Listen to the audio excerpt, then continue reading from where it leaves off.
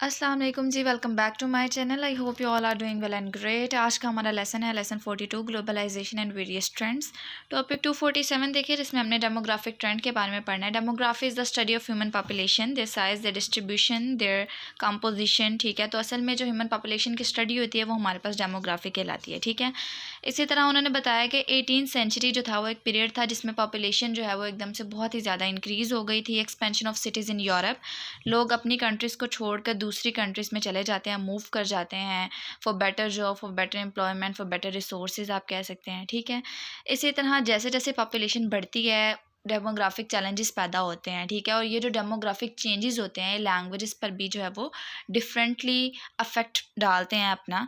तो वही बातें सारी बताई गई हैं कि एकदम से पॉपुलेशन का 5000 से 5 लाख तक चले जाना एक स्टेट ऑफ ट्रांजिशन पैदा कर देती है। ठीक है, इसी तरह टॉपिक 248 देखिए, जिसमें फ्यूचर ऑफ लैंग्वेजेस की बात की गई है। जैसा कि मैंने आप लोगों को बताया कि डेमोग्राफिक चैलेंजेस या चेंजेस जो होते हैं वो लैंग्वेजेस पर अफेक्ट करते हैं डिफरेंटली। ठीक है, अब यहाँ पर बताया गया था linguistic trend depend on the following aspects of peoples live, यानी कि लोग कहाँ रहते हैं, where they live, what their basic needs are, क्या आया कि उनकी बेसिक नीड्स एजुकेशन है या एम्प्लॉयमेंट है या क्या है, कुछ भी हो सकता है। What kind of work they do, कि क्या काम वो करते हैं। तो वो लैंग्वेज पर डिफरेंटली अफेक्ट करता है, एक्ट करता है। ठीक है, इसी तरह changes in the age structure, differences in the median age, challenges of a higher young population. Higher young population के क्या चैलेंजेस हो सकते हैं कि जॉब्स नहीं मिलती, अच्छी एजुकेशन के मसले होते हैं। ठीक है, इसी तरह अगर हायर ओल्डर पॉपुलेशन की बात की जाए तो उनकी टेक केयर करने के लिए कोई नहीं होता और बहुत सारे मसले आ जाते हैं। ठीक है, इसी तरह अगेन बताया गया है कि demographic changes and people's movement, के लोग क्या होता है कि बेटर रिसोर्सेज के लिए जो है वो दूसरी जगह पर चले जाते हैं, जिसमें बताया गया migrant works, refugees and asylum seekers, immigrants जो कि परमानेंटली सेटल हो जाते हैं अनदर कंट्री। ठीक है, टूरिस्ट आ जाएगा, बिजनेस वर्कर्स आ जाएगा, इंटरनेशनल स्टूडेंट्स आ जाएगा, ट्रूप मूवमेंट्स भी होता है, इमरजेंसी एड वर्कर्स भी होता है। तो ये बहुत सारे हैं, आप लोगों को ये शॉर्ट क्वेश्चन आ सकता है। देन हमारे पास एक इंपॉर्टेंट एमसीक्यूज है कि total number of international migrants reported to be 258 million 2017, 3.4% of global population. Important MCQs आप लोगों को आ सकते हैं। इस पूरे टॉपिक में सिर्फ ये इंपॉर्टेंट था, इसे आप लोग पढ़ लीजिएगा एक दफ़ा। और वही बताया गया है कि माइग्रेंट्स जो होते हैं वो सीका मिग्रेंट्स जो होते हैं वो seek a better life in more developed countries, immigrants of skilled workers to counterbalance the aging workforce of the destination countries. इसी तरह लंदन की बात बताई गई है कि the most multilingual city in the world with over 300 languages, के बहुत सारे लोग, अगर पाकिस्तान की बात की जाए तो यहाँ से भी बहुत सारे लोग जो हैं वो वहाँ पर जाकर परमानेंटली सेटल हो गए हैं। तो डिफरेंट मुल्क से डिफरेंट लोग वहाँ पर जाकर सेटल होते हैं, तो इस तरह से बहुत सारी लैंग्वेजेस बन जाती हैं। ठीक है, इंग्लिश के अलावा बहुत सारी लैंग्वेजेस यूज़ की जाती हैं। बाकी इसमें ये जो 2-3 पॉइंट्स हैं अलहदा से आप इसे पढ़ सकते हैं। ब्रेग्ज़िट का अगर आप लोगों को नहीं पता, मैंने पिछले लेक्चर्स में बताया है कि यूरोपियन यूनियन में जब ब्रिटेन जो था वो एग्जिस्ट करता था तब वो ब्रिटेन था, लेकिन जैसे ही ब्रिटेन वहाँ से सेपरेट हो गया यूरोपियन यूनियन से, जहाँ पर 28 कंट्रीज़ ऐड थी, आप लोगों को पता होगा, आप लोगों ने अगर पिछले लेक्चर्स गौर से सुने हैं तो आप लोगों को ब्रेग्जिट का पता होगा। तो जैसे ही ब्रिटेन उन कंट्रीज से सेपरेट हो गया, अलहदा हो गया, वहाँ से निकल गया यूरोपियन यूनियन से, तो फिर उस वाली मूवमेंट को आप ब्रेग्जिट कहते हैं। ठीक है, बाकी हमारे पास टॉपिक 249 आ जाता है, जिसमें हमने टेक्नोलॉजी ट्रेंड्स पढ़ना है। इंटरनेट की आप लोगों को पता है कंप्यूटर पर इंग्लिश लैंग्वेज यूज़ की जाती थी, लेकिन एकदम से जो है वो डिक्रीज़ हुआ था in the number of English L1 internet users. ठीक है, इसी तरह उन्होंने बताया कि decline in web content in English, यानी कि पहले अगर देखा जाए 1998 के अकॉर्डिंग देखा जाए तो 85% ऑफ वेब पेजेस जो थे वो इंग्लिश में थे। उसके बाद क्या हुआ कि 1999 में ये रिड्यूस होकर 72% हो गया, एंड देन 2000 में जो है वो ये रिड्यूस होकर 68% हो गया। ठीक है, ये वेब कंटेंट की बात की गई है। इसी तरह क्या हुआ था कि डिफरेंट लैंग्वेजेस यानी कि मल्टीलिंगुअल लैंग्वेजेस जो थी वो यूज़ होने लग गई थी because of different population, different persons आप कह सकते हैं, जो कि डिफरेंट कंट्रीज से या नॉन नेटिव कंट्रीज से बिलोंग करते थे, जिनकी डिफरेंट लैंग्वेजेस थी। तो उनकी वजह से क्या हुआ था कि डिफरेंट लैंग्वेजेस को सपोर्ट किया जा रहा था, जैसे कि decline use of English on the internet. More non native speakers use the internet, यानी कि ज़्यादा नॉन नेटिव स्पीकर्स जो थे वो इंटरनेट को यूज़ करते थे। तो इस तरह क्या हुआ था कि कंप्यूटर सॉफ्टवेयर जो था वो सपोर्ट करता था डिफरेंट लैंग्वेजेस को, यूज्ड फॉर लोकल इन्फॉर्मेशन, जो कि लोकल इन्फॉर्मेशन के लिए यूज़ की जाती थी। Some major uses are mainly national, use for informal communication. Informal communication यानी कि आप चैटिंग कर रहे हैं अपनी फैमिली के साथ, तो उसके लिए भी जो है वो डिफरेंट लैंग्वेजेस यूज़ की जाती थी, इसलिए कंप्यूटर सॉफ्टवेयर भी जो है वो सपोर्ट करता था डिफरेंट लैंग्वेजेस को।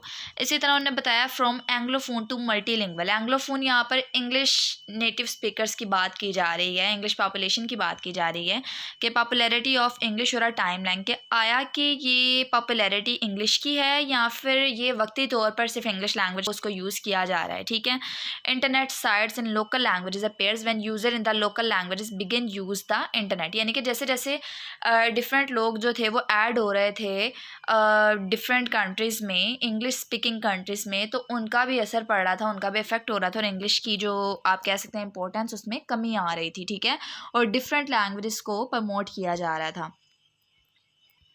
इसी तरह न्यू मीडिया की बात की गई है कि domination of international news by English in the past, यानी कि पहले तो इंग्लिश में यूज़ किया जाता था, लेकिन रिसेंट ट्रेंड में क्या हुआ था कि opening of channels in local languages, यानी कि डिफरेंट लैंग्वेजेस में जो है वो चैनल्स को मुतारिफ़ करवाया गया। इसी तरह Al Jazeera went global by establishing an English news channel, यानी कि पहले इंग्लिश की काफ़ी ज़्यादा इंपॉर्टेंस थी, फिर एकदम से डिफरेंट पॉपुलेशन की आप कह सकते हैं माइग्रेशन से जो है वो चेंज हो गया था ये पर्सपेक्टिव, और ये सारा आप कह सकते हैं इंपॉर्टेंस जो है वो आहिस्ता आहिस्ता तब्दील हो रही थी।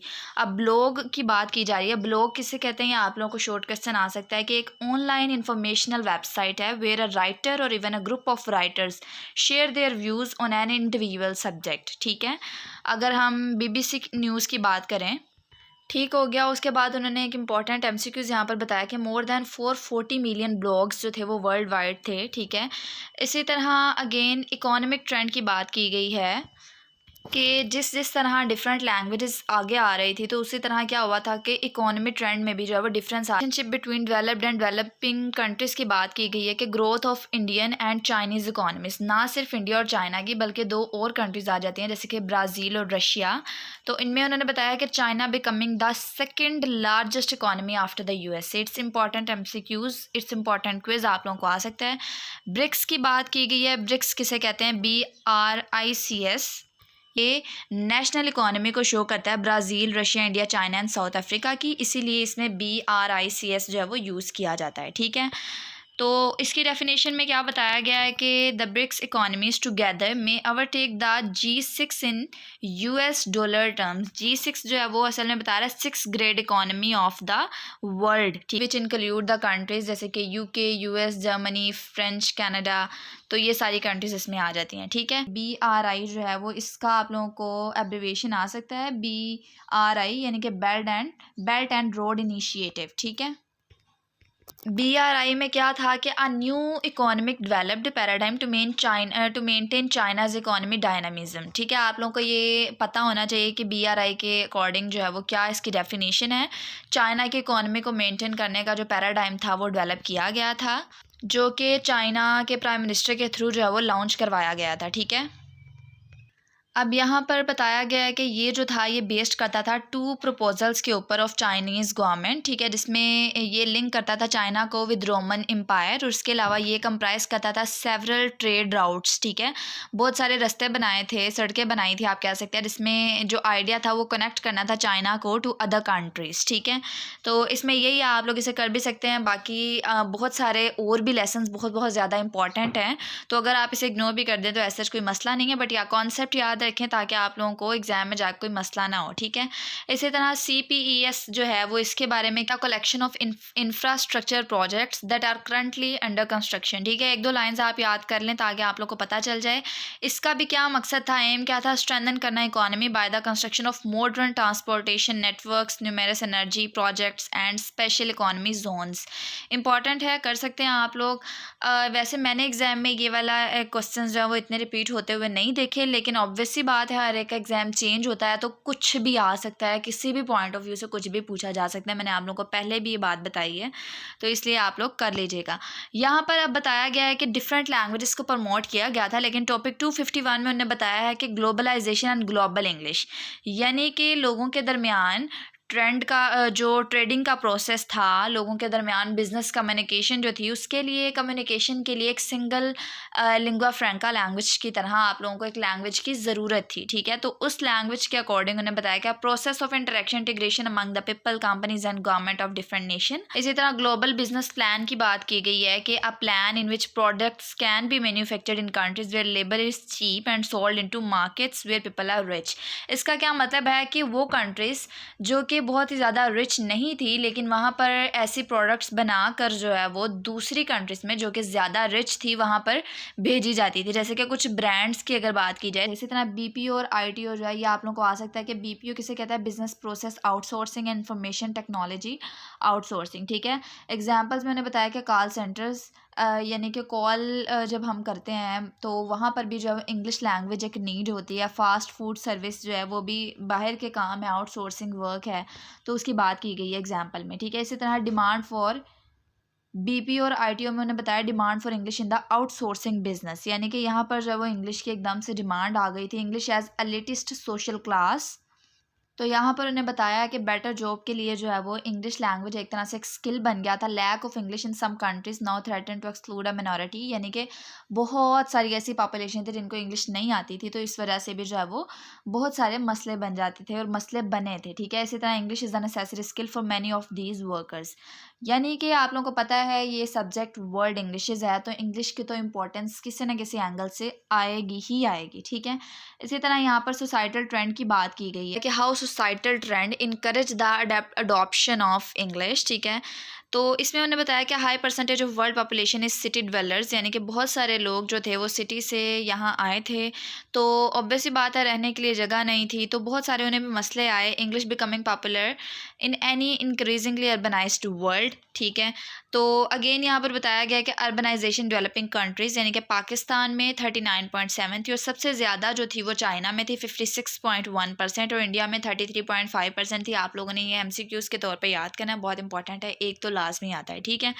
इसी तरह उन्होंने बताया है कि डिफरेंट ओपिनियन होते हैं, जिन डिफरेंट लैंग्वेजेस के पीपल जो हैं उनके डिफरेंट पॉइंट ऑफ व्यूज़ होते हैं, डिफरेंट लाइफस्टाइल होता है, तो इस लिहाज से उनके पॉइंट ऑफ व्यू और ओपिनियंस भी डिफरेंट होते हैं। तो एक तरह से ये शिफ्ट बन जाती है लैंग्वेज एट्रिशन की, language shift within families, English as a language of socialisation for the young, English providing an escape from traditional values के बहुत सारे लोग जो थे वो अपनी कंट्रीज से डिफरेंट कंट्रीज़ में चले गए थे। जैसे कि अगर हम पंजाब की बात करें तो मोस्टली क्या हुआ था कि इन लोगों ने इंग्लिश को इस तरह अडोप्ट कर लिया था कि वो अपनी नेटिव लैंग्वेज को भूल जाते हैं, ठीक है। अगर हम अब की भी बात करें तो मोस्टली लोग जो पंजाब में रहते हुए भी जो है वो उन्हें अच्छे से पंजाबी लैंग्वेज नहीं आती होती, अच्छे से उन्हें उर्दू लैंग्वेज नहीं आती होती, ठीक है। और बहुत सारे ऐसे लोग हैं जो कि पाकिस्तान से, लाहौर से, कराची से and different countries, different cities से उठकर जो है वो डिफरेंट कंट्रीज़ में चले गए और वहाँ की जो है वो उन्होंने फुली आप कह सकते हैं लैंग्वेज को अडॉप्ट कर लिया। तो यही सारी बातें बताई गई हैं। आप लोगों ने जस्ट ये जो ब्लॉग्स का, BPO ITO, ये सारी चीज़ों का बस याद रखना है और बाकी चीज़ों को आप लोग कॉन्सेप्ट के तौर पर याद रखें।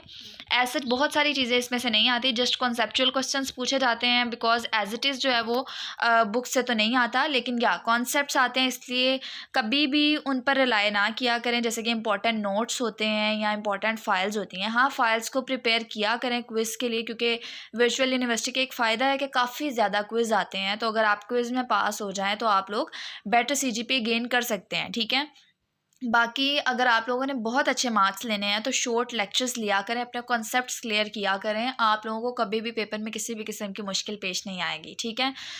फ़ाइल्स पर मैं अपना अगर आप लोगों को बताऊं तो मैंने भी एक दफ़ा एक फ़ाइल को फॉलो किया था और मैंने सारी फ़ाइल रट ली थी और मैंने बुक को हाथ भी नहीं लगाया था, एंड बिलीव मी जब मैं एग्ज़ाम देने गई तो उस फ़ाइल में से कुछ भी नहीं आया था, ठीक है। और सारा पेपर इंतहा का ईजी पेपर था जो कि फुल आप कह सकते हैं बुक में से आया था, और ऐसी इंपॉर्टेंट चीज़ें जो कि फ़ाइल में नहीं डाली गई थी, जो कि बहुत कॉमन थी, अगर मैं बुक को पढ़ती तो वहाँ से मैं इजीली प्रिपेयर कर सकती थी। बट ऑब्वियसली बात है, क्विज़ प्रिपेयर किए थे, अच्छे नंबर आ गए, है ना, हम पास कर गए, लेकिन दोबारा से ये गलती मैंने नहीं की। तो मैं आप लोगों को भी यही एडवाइस दूँगी कि ऐसी गलतियाँ ना किया करें, बुक पर रिलाई किया करें और इसी के थ्रू अपना बेस्ट दिया करें। बाकी दुआओं में याद रखिएगा। अल्लाह हाफ़िज़।